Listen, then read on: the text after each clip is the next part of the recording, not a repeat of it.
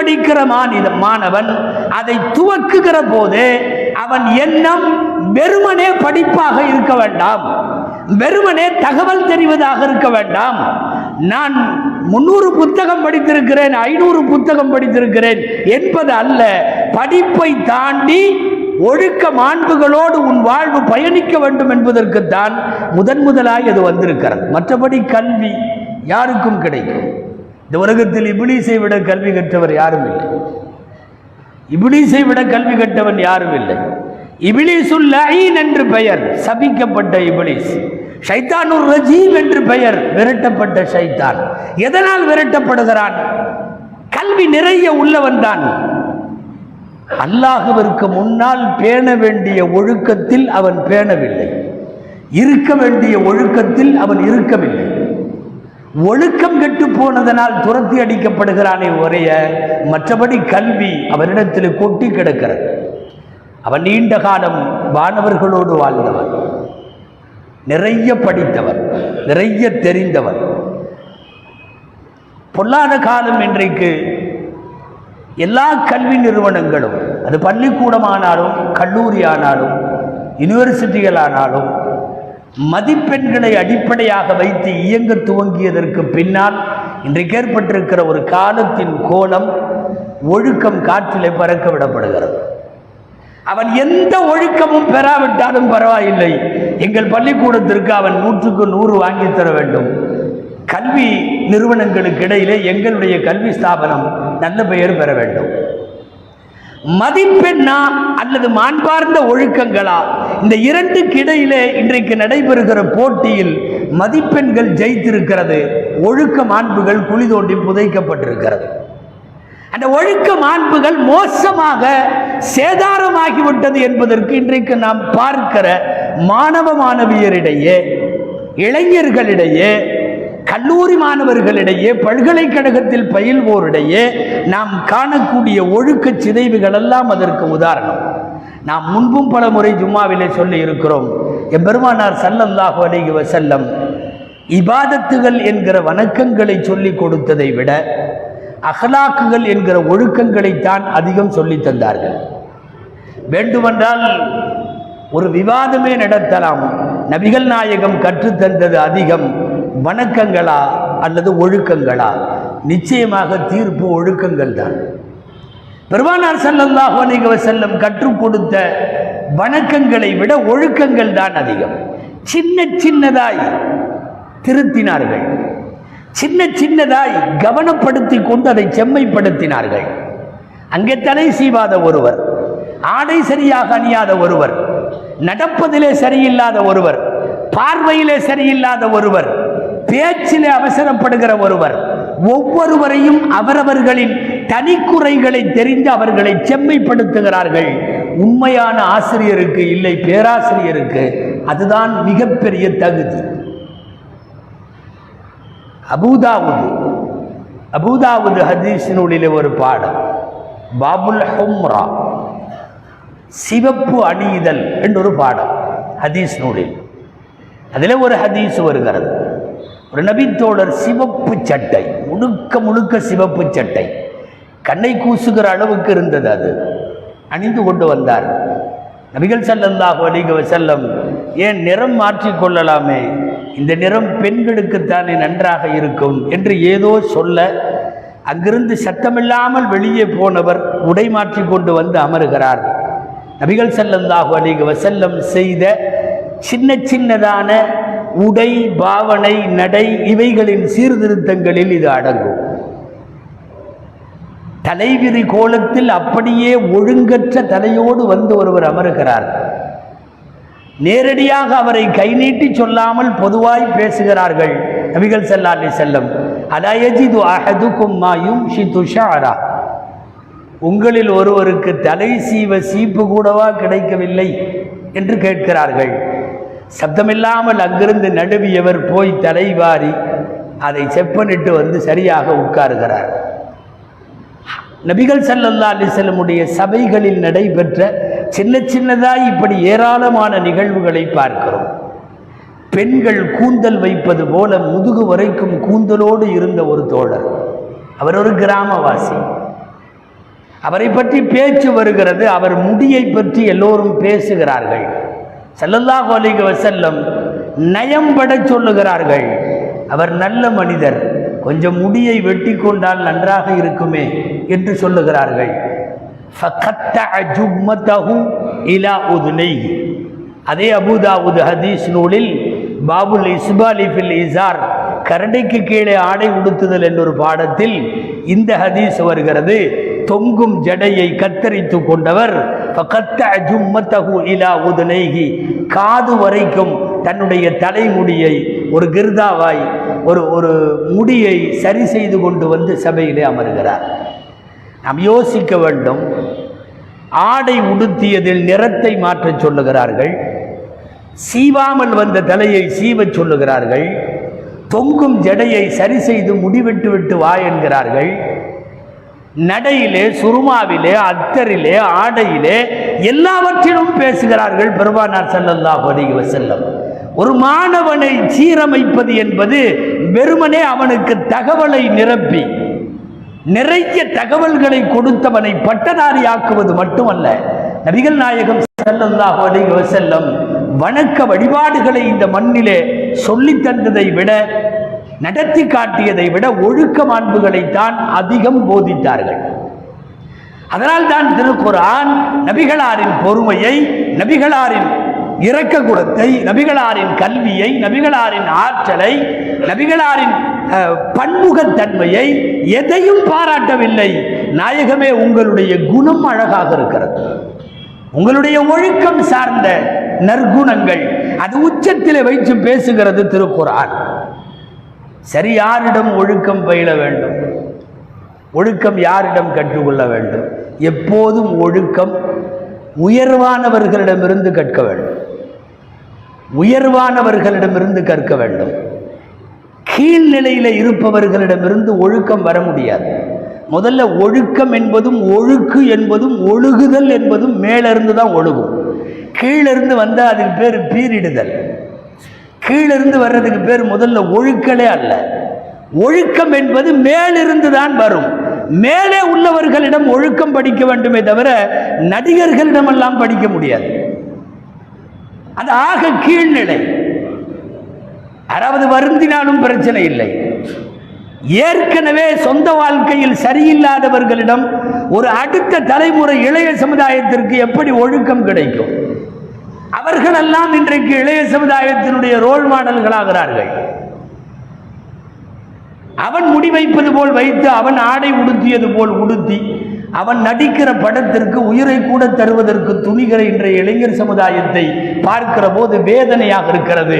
உங்களுக்கான ஒழுக்கம் உயர்வான மக்களிடமிருந்து வர வேண்டுமே தவிர ரொம்ப கீழ்நிலையில் இருக்கிற இவர்களிடமிருந்தெல்லாம் வர முடியாது. குறிப்பாக அடுத்த தலைமுறைக்கு ஒழுக்கத்தை நடிகர்களால் தர முடியாது, நிச்சயமாக தர முடியாது. ஆனால் இன்றைக்கு அங்கிருந்து தான் ஒழுக்கத்தை படிக்கிறார்கள். கல்லூரி மாணவ மாணவிகளை, பள்ளிக்கூடத்தின் மாணவ மாணவிகளினுடைய அடுத்த ஒரு 25 ஆண்டுகளுக்கு பின்னாலே இவர்களின் ஒழுக்க மாண்புகள் எப்படி இருக்கும் என்று யோசிக்கவே பயமாக இருக்கிறது. ஊர் சுற்றுகிற மாணவ மாணவிகள் அதிகமாகிவிட்டார்கள். பெற்றோர் அனுமதிக்கிறார்களா என்று தெரியவில்லை. ஆசிரியர்கள் கட்டுப்பாடு இல்லாமல் விடுகிறார்களா என்று தெரியவில்லை. அல்லது கண்டுகொள்ளாமல் கல்வி கூடங்கள் விட்டு விடுகிறதா என்று தெரியவில்லை. சமுதாயத்தில் யாரை விரல் நீட்டி குறை சொல்ல என்று தெரியவில்லை. மாணவ மாணவிகள் ஊர் சுற்றுவதும் அத்துமீறுவதும் சமூகத்தில் தடுக்கப்பட்ட செயல்களை பகிரங்கமாக செய்வதும் தொடர்ந்து சமீப நாட்களில் அதிகரித்து வருகிறது. இப்போதெல்லாம் மாணவிகளை காணவில்லை, போய் 2 நாள் ஆச்சு, கிடைத்தால் தொடர்பு கொள்ளுங்கள். இந்த விளம்பரம் அடிக்கடி இன்றைக்கு வருகிறது. ஃபேஸ்புக்கில், வாட்ஸ்அப்பில் மாணவிகளின் போட்டோக்களோடு. ஏதாவது வருஷத்தில் 1-2 அல்ல, வாரந்தோறும் எங்காவது ஒரு ஊரில் பள்ளிக்கூடம் போனவள் திரும்ப வரவில்லை, கல்லூரிக்கு போனவள் நேற்று மாலை முதல் காணவில்லை, கிளம்புகிற போது இந்த ஆடை அணிந்திருந்தார் என்று அங்க அடையாளங்களோடு போட்டோக்களோடு தொடர்பு கொள்ள சொல்லி மாணவிகளை காணவில்லை என்கிற புகாரும் 3 நாளைக்கு பின்னால் கிடைத்து விட்டோம், கூட்டி வந்து விட்டோம் என்கிற செய்தியும் ஏதோ ஒரு செய்தியை இந்த சமுதாயத்திற்கு சொல்லுகிறது. என்ன நடக்கிறது மாணவர்கள் உலகத்தில்? என்ன நடக்கிறது கல்லூரி மாணவிகளினுடைய விஷயங்களில்? ஒரு 6 மாதத்திற்கு முன் உங்களுக்கு நினைவிருக்கும், 10ஆம் வகுப்பு மாணவி ஒரு குறிப்பிட்ட மாவட்டத்தின் அரசினர் மேல்நிலை பள்ளிக்கூடத்தில் கர்ப்பமாகிறாள்.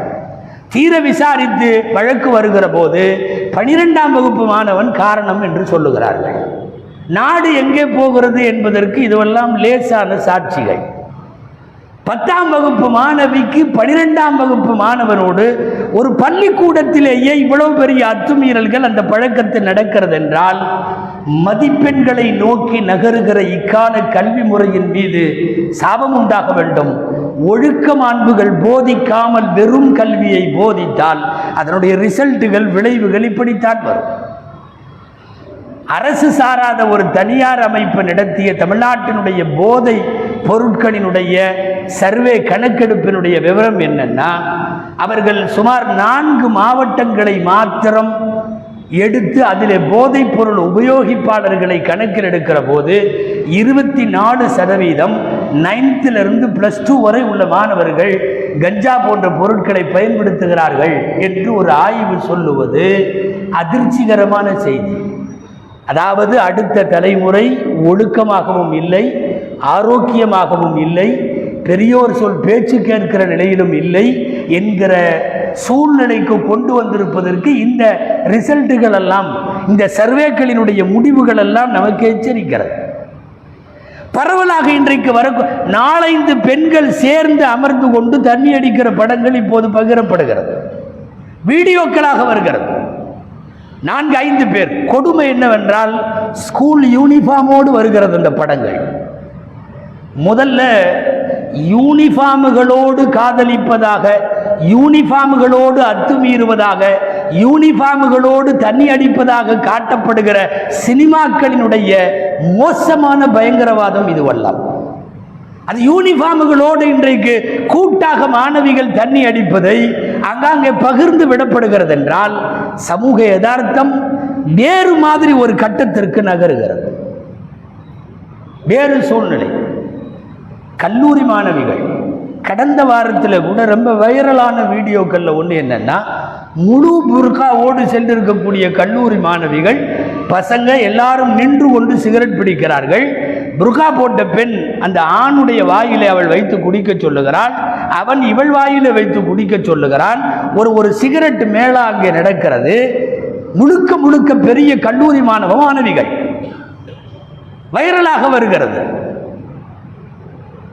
கடந்த வாரம் ஒரு வாரத்தை மட்டும் எடுத்துக்கொண்டு அசை போட்டாலே தமிழகத்தினுடைய அடுத்த தலைமுறையினுடைய அவலம் புரிந்து போய்விடும்.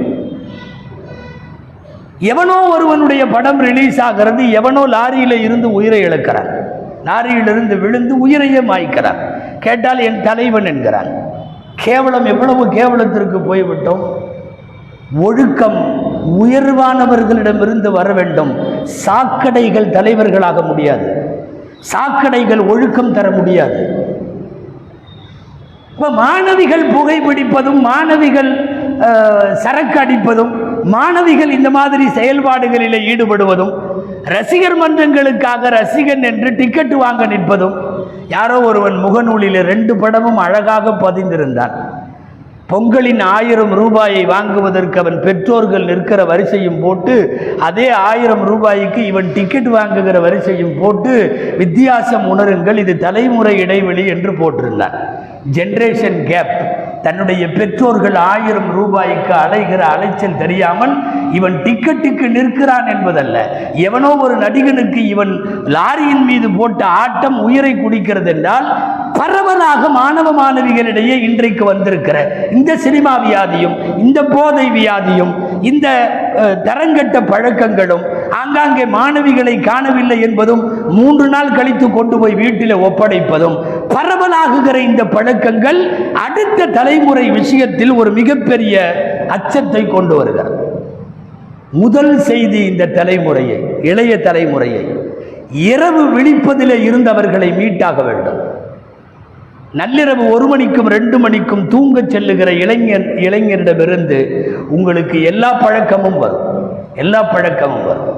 குரானில் ஒரு இடம் அல்ல, எக்கச்சக்கமான இடங்களில் ஒரு வார்த்தை சொல்லுகிறான் அல்லாஹ், ஒமிர் ரஹ்மதிஹி ஜஅலலகுமுல் லைல லிதஸ்குனு ஃபீஹி வன்னஹார லிதப்தகு மின் ஃபத்லி. இரவை இறைவன் நீங்கள் ஓய்வெடுக்க வைத்திருக்கிறான், பகலை இறைவன் லிதப்தகு மின் ஃபத்லிஹி நீங்கள் செயல்பட வைத்திருக்கிறான். இரவு வந்து விட்டதா உறங்கிவிடு, ஓய்வெடு. பகல் வந்து விட்டதா புறப்படு.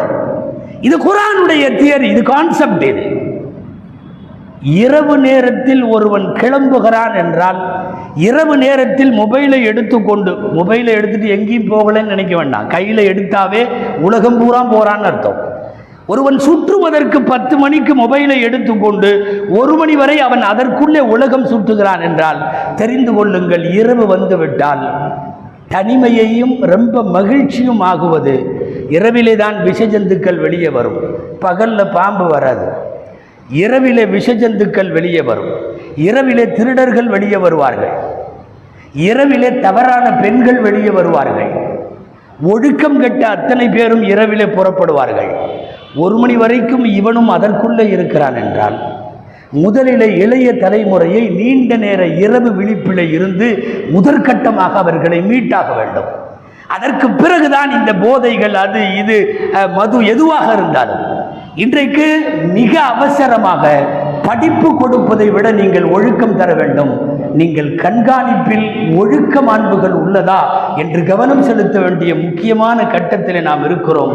துஆ செய்வோம். எல்லாம் வல்ல அல்லாஹ் ஜல்ல ஷானஹு தஆலா அருமைநாயகம் சொன்னது போல், ஒரு தந்தை தன் மகளுக்கு நல்ல ஒழுக்கத்தை விட சிறந்த அன்பளிப்பாய் வேறெதையும் தர முடியாது என்று ஸல்லல்லாஹு அலைஹி வஸல்லம் சொன்ன அந்த பிரகாரம் நல்லொழுக்கம் உள்ள பிள்ளைகளாய் அல்லாஹ் நம்முடைய அடுத்த தலைமுறையை ஆக்கி அருள்வானாக. ஆமீன். வ ஆகிரு தஅவானா அனில் ஹம்துலில்லாஹி ரப்பில் ஆலமீன்.